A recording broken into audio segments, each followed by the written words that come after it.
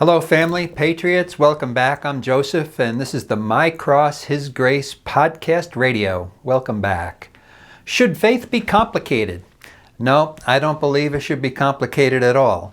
There's plenty of books out there, I'm sure, that would confuse us both on this subject, to be sure. There's only one book that matters. It's the Bible. Anyone who points to anything else is outside the bounds of the Bible itself. In many Christian denominations, there are wonderful manuals to help Christian pastors and ministers with most of the church matters, from preparing a sermon, dealing with baptisms, weddings, funerals, and more. These are very helpful and serve as a guide. The Catechism of the Catholic Church is similar and should be used the same way, and when in doubt by either, refer to the Bible. Everyone knows that priests follow a rule of celibacy. So let's look closer at priests and celibacy. Let's keep in mind the topic of making things complicated. Okay, celibacy is neither divine or dogma of the church. It is simply a Western rule. There are many good arguments for it and just as many against it. There are, however, many legally married Catholic priests, and that in itself confuses everyone, but nonetheless, it's true. There's a practice called pastoral provision.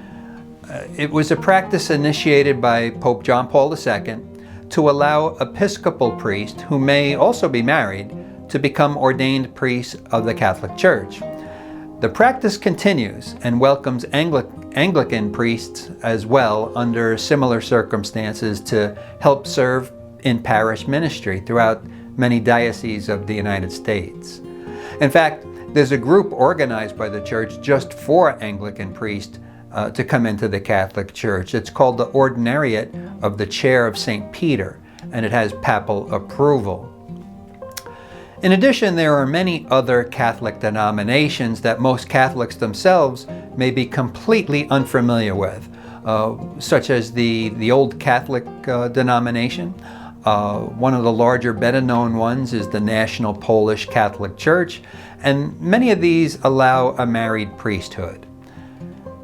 Faith and religion shouldn't be a complicated matter.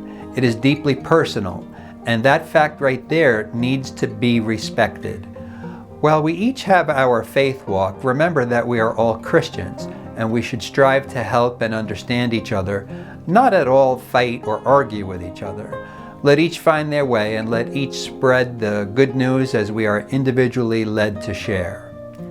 In the Gospel of Mark, chapter 9, verses 38 through 40, he writes, "John said to Jesus, 'Teacher, we saw someone driving out demons in your name, and we tried to prevent him because he does not follow us.' Jesus replied, 'Do not prevent him. There is no one who performs a mighty deed in my name who can at the same time speak ill of me. For whoever is not against us is for us.'" On this channel, there's a tendency to get deep into the weeds sometimes on political or religious issues for fun and improved understanding. There are some folks, who can talk about baseball, football, volleyball, gymnastics, dance, TikTok, or the Food Network. Let them all have their fun. For us, we enjoy, among other things, spiritual matters, and it helps us to rest our souls a bit. Sometimes it gets us to dive back into the books to read up on a matter, but whatever it is all for the glory of God.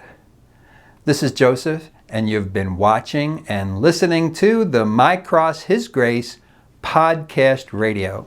May Almighty God bless you, and God love you and thank you.